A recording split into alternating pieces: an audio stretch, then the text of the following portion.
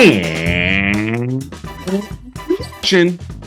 Welcome to another action-packed episode of the Action Podcast, episode 55. And today we're going to be talking about The Covenant. Guy Ritchie's The Covenant. It's even in the title. So I don't want to make sure. We're going to talk about Ghosted, which is on Apple Plus Live TV with Chris Evans and Armas. We're going to talk about Evil Dead Rise, which is currently number 2 in the box office, part of Sam Raimi's anthology, whatever you want to call them, movie. And then lastly, we're going to talk about Chevalier, which I actually saw last night. So with that, Pete, let's get into The Covenant. I'm dying to hear your opinion. I've got some strong thoughts on this film. What do you think? The Covenant. Yeah, Guy Ritchie's The Covenant. Guy Ritchie's, he came on strong. He came on the scene real strong with Lock, Stock, and Snatch. And then, there's a little bit of time in between where, The Gentleman came out. I remember he wrote that at one point. It was like, okay. He wrote the new Aladdin, I believe. And so he was still kind of there. But I kind of missed him in a way. And I kind of missed his style a little bit. And when I saw the trailer for it, I got really excited.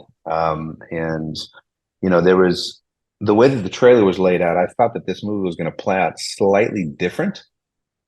That all being said, I absolutely loved this movie. This is the best movie of the week by far, and it might be the best movie of the year so far. It might be better than Air by just this much, maybe even more. I thought the way that this movie was shot was just absolutely gorgeous.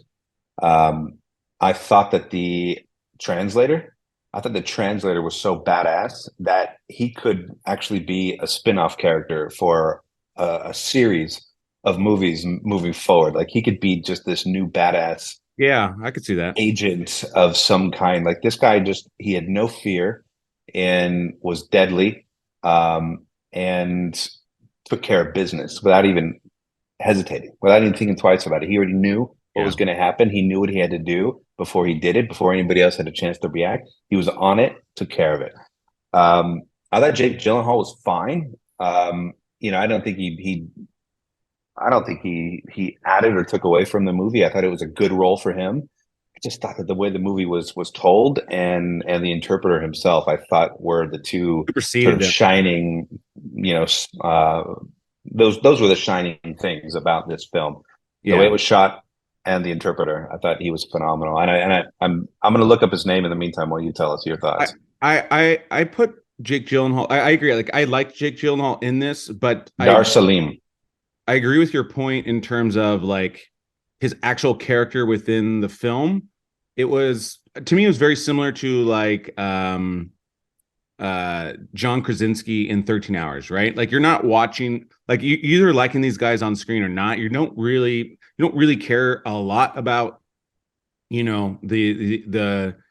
their backstory, because that's not what this is about. This is a very present film, and this is about the situation at hand. Like my comp, when I talk with you, Pete, my comp was, 13 Hours was one of the comps, and then Lone Survivor, and kind of the same thing. Like in those films, there's so much to deal with at the time and when it's happening. It doesn't matter what your backstory is, because the truth of the matter is, when you're going through a lot of these experiences, you're not, you're not always thinking about, hey, I wonder what they're eating at home, or, oh, my childhood wasn't quite perfect, and so now I don't know if I'll be able to handle it. Like, obviously, what a lot of you're dealing with is what you're trained, and so sometimes I'm okay with that because it works within this genre, And I really thought that the caravan being attacked and him needing to be rescued, Jake Gyllenhaal's character needing to be rescued, was going to be towards the beginning of the film, and it wasn't at all. Yeah. But the lead in up to that point, I thought, was just really masterfully done. I didn't like when it didn't happen when I thought it was going to happen in the film. It didn't take away from anything because I was already in, and I was engaged immediately. What a great film! 100% go see this film. Best movie of the year, in my opinion. Yeah, it's funny that you mention it, because it's almost like that almost shouldn't even been the trailer, like him having to go back in. Like, to me, that was like, they usually don't put stuff like that in the trailer, because that's like the back end of the movie. And so, like you're saying, like most of the movie is about the survival, and then ultimately they're IED. They're trying to locate IEDs in Afghanistan, and they need interpreters. And the interpreters in Afghanistan, they're promised things, and so that's the kind of the compensation. And so, but some get controlled by the Taliban, and others, the U.S. is able to and that was the overall message, right? Like that was the goal, and you can't put that as your goal in the trailer because then nobody would see it, nobody would care. So you have to make the trailer the way they did. But really, the way that they brought to light something that was very very important and still currently very important. I thought he did a really beautiful job. Yeah. Overall, I want to see it again. I'm actually probably seeing it again tonight. It's super compelling. It's a ride, and I love well done military type films, and this was definitely a good one to watch. So yeah, man, I agree with you. Oh, I did want to just touch on that point you made and we'll move on. But you liked it better than Air slightly. I think they're two different films, so I wouldn't necessarily compare them apples to apples.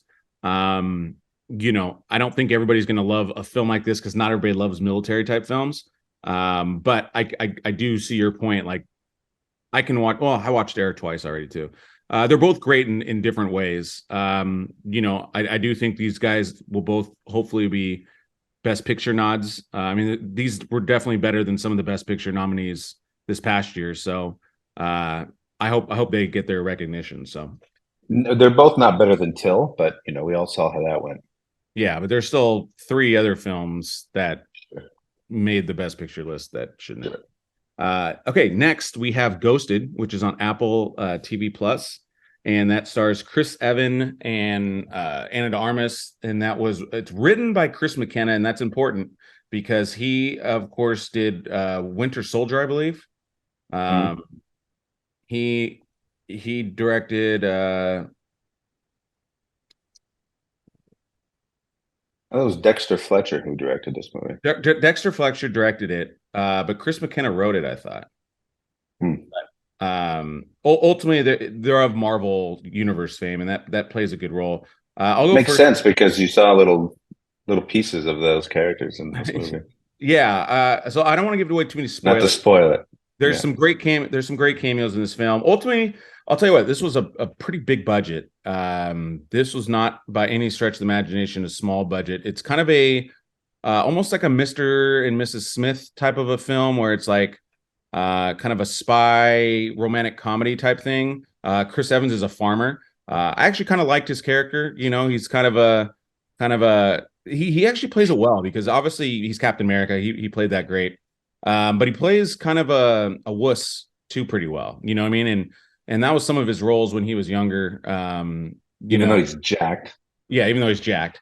But he's got that flexibility, and I thought he did a great job. I enjoyed both him and Ana de Armas. Obviously, I love Ana de Armas, and so to be biased alert, that probably gives the movie a little bit more leeway than it should, but I don't care. I enjoyed the chemistry. I enjoyed her in action, kind of a role. It was a fun movie. And I just enjoyed it overall. I don't think this is. I'd probably put it on the level of like a Red Notice. I don't think this is a top 20 film of the last decade or nothing like that. So I want to taper where the expectations are of this one, but this is one of these. I probably like it more than like a Fast and the Furious movie, to be honest. Just because it's a little less ridiculous than those films.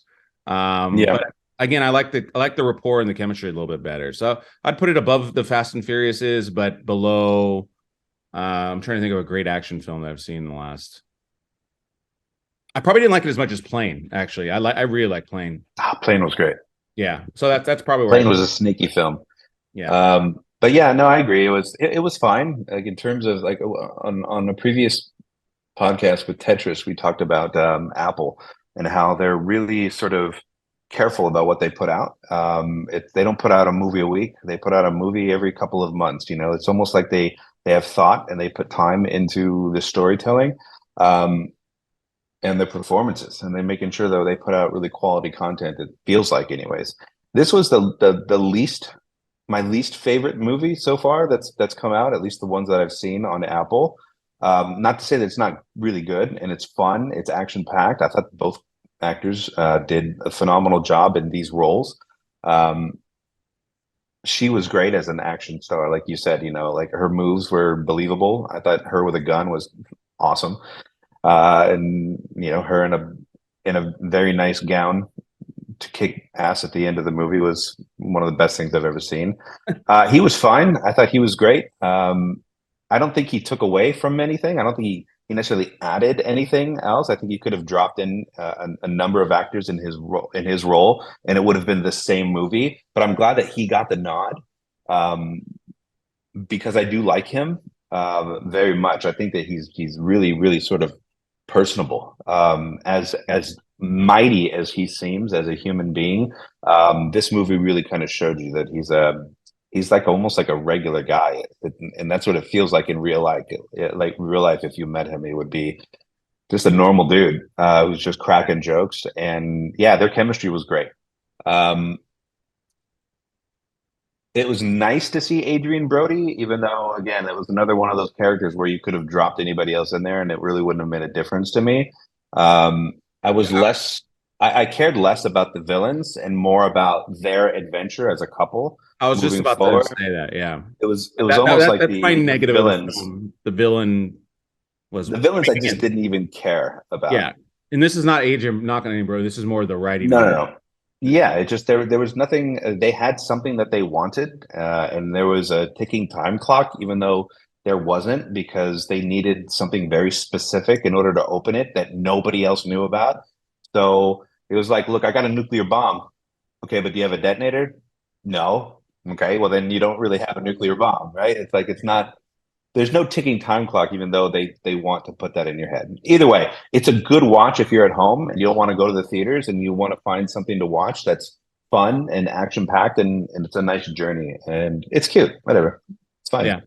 Oh, and Chris McKenna, he wrote the Spider-Mans, the newer Spider-Man. So keep your eyes open for cameos in this movie because they're fantastic. A lot of great cameos. To me, that I think that's what definitely elevates this film.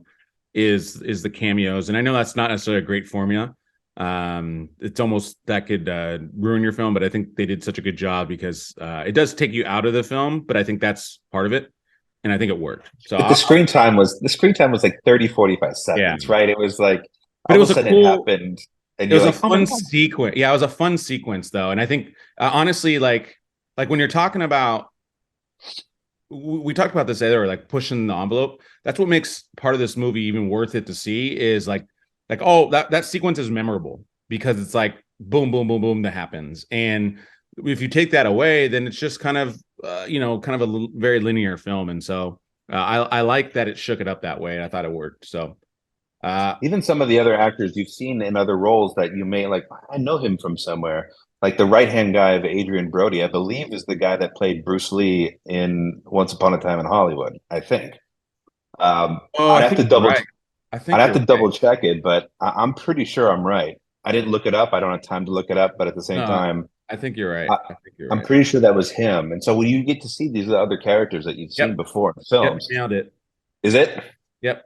He's also Ryu in Street Fighter. Yeah. Boom, son. Nice. Anyways, let's move on. We got a point Peter. Yeah. Our next film is Evil Dead Rise. Sam Raimi did the original one. I believe he produced this one. This movie's not for the faint of heart, Pete. I'll let you go ahead and. Yeah. I don't know the Evil Dead movies at all. I know what I've seen in terms of the iconic posters and all of that, and Bruce Campbell. I know him, and I know he's famous for it. I know that he was involved in this. I know that it always seems to take place at a campsite, but I love what they did with this film. I love that it's in a different location, almost like I didn't even know that. It's a prequel. That's why it. Okay, spoiler. Turn this off if you don't want to hear something very specific. So Oh, they start the movie right at the campsite while they're on the dock or whatever it is, right? oh, right, right, right, right. At the lake, whatever it is. Yeah, Then they go into the past, right? Because it ends right. back at the thing again. And Yeah, I got that's where the rest of the movies are supposed to start because they all take place on like lakes and stuff like that. yeah. I From mean, what I understand. I wanted to watch the original, but I haven't gotten it to it yet. So it is in a sense like a prequel, and what I really enjoyed about this movie is that because I'm more of a horror person than I think you are, 100%. and there was no jump scares in this movie at all. I don't think that was the intent of this movie. I think the intent of the movie is to really sort of establish um, this evil that is supposed to be sort of taking over, and it was ruthless and it Yeah, was mean like you've seen Exorcist movies, and the stuff that comes out of some of those demons' mouths sometimes is very shocking. yeah. This didn't do a lot of like, I'm going to shock you just for shock's sake. It was like this went into the heart of, Psychological. okay, there's a 6-year-old girl. What can I possibly say to that 6-year-old girl to ruin her life and to make her feel the worst that she's ever felt? Which you don't think about. Like, who thinks about how I'm going to destroy a 6-year-old mind, right? And Yeah, the woman who plays the mom who gets taken over, I thought really did a great job at being this evil representation because it wasn't all about being in like some weird formations and body contortions and it was really really all about the eyes and really about how she said a lot of the things. Everyone did a great job. I thought the casting was perfect. I yeah, thought they did a beautiful job, and it is over the top at moments. But most Evil Dead movies are like yeah. the blood everywhere, and this really kind of holds true to that. But it does. I don't know. It's almost it's almost classy if that makes sense. It was a very classy way to show a very gory, gruesome prequel to a very gory, gruesome IP. You know what I mean? I don't know. I enjoyed this one. This is number 2 on my list for the week, for sure. I wouldn't put it that high just because it's not, again, not my genre. It's still probably 4, but I do think it's really well crafted. Um, and I agree with a lot of what you're saying. So to me, my comp on this one was actually the movie because it is very similar where it's creepy and it's psychological, but it's less about like jump scare, like you're saying. It's really not about the cheap tricks. It's again, there's a deeper evil. And when I was watching, I'm just like, I had the same feeling like when I watch it, because it's got a historical, it's got the historical kind of background with it. And I always like when films have a deeper, like what's that film?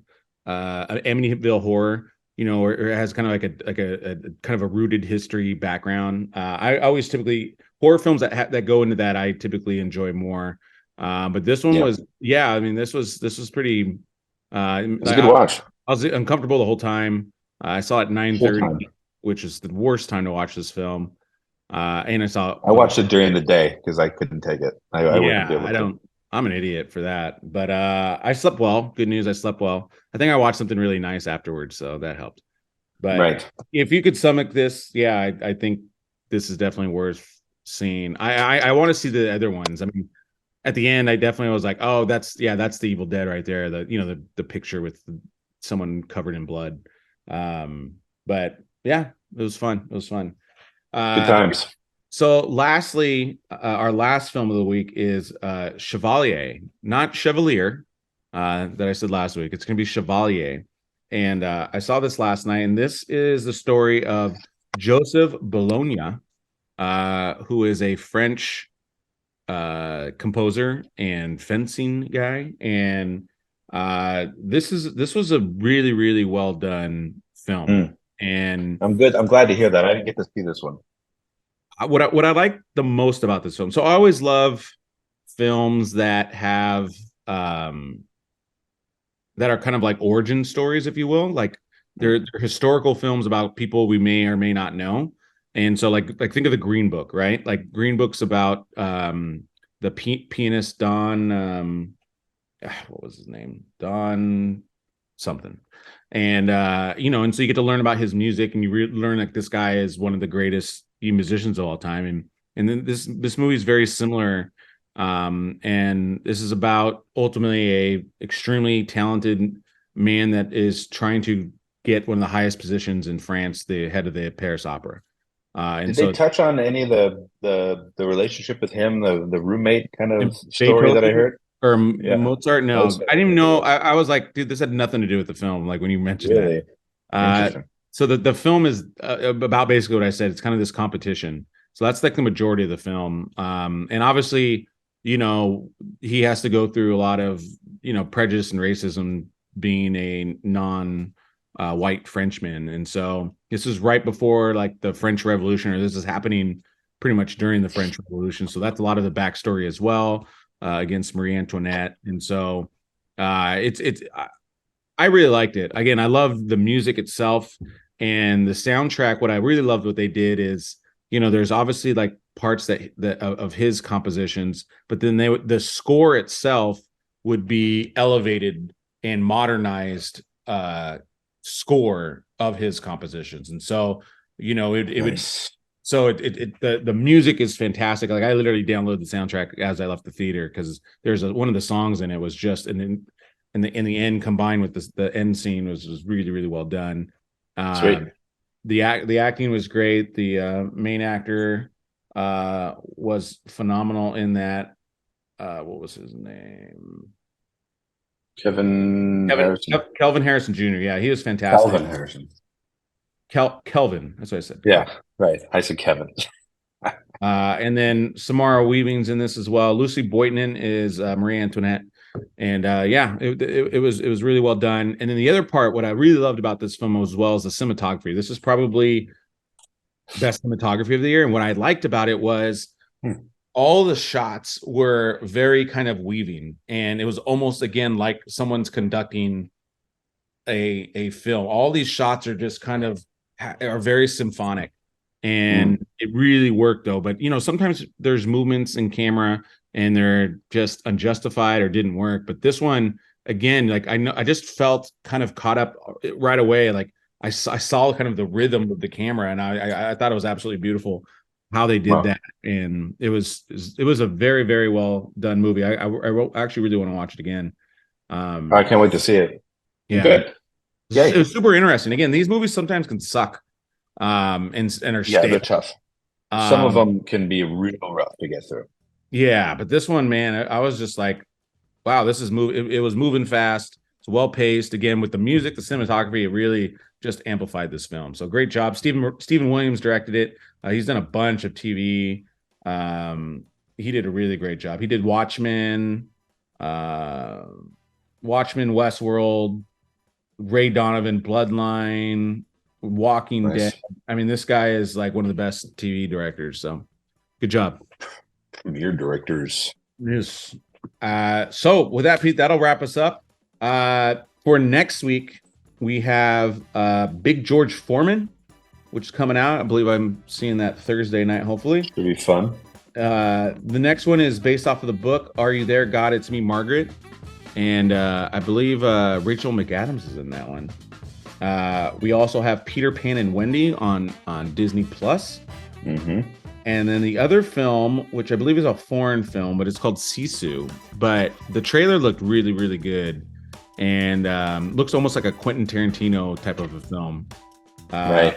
But we're going to see that. And also, for those Star Wars fans, if you being re-released on Friday, I'm seeing it on Friday, is Return of the Jedi. So if you want to see that in theaters, fun fact, that was the first movie I remember seeing in movie theaters. So that'll be a nice, fun experience for me. And and then our other podcasts, we have Home Alone coming out later this week. I keep saying that, but it will actually come out later this week. And then the following week, we'll have Shawshank Redemption, followed by Rocky IV. So stay tuned for all that, our action podcasters. And with that, Pete, that is a cut. Thanks, guys.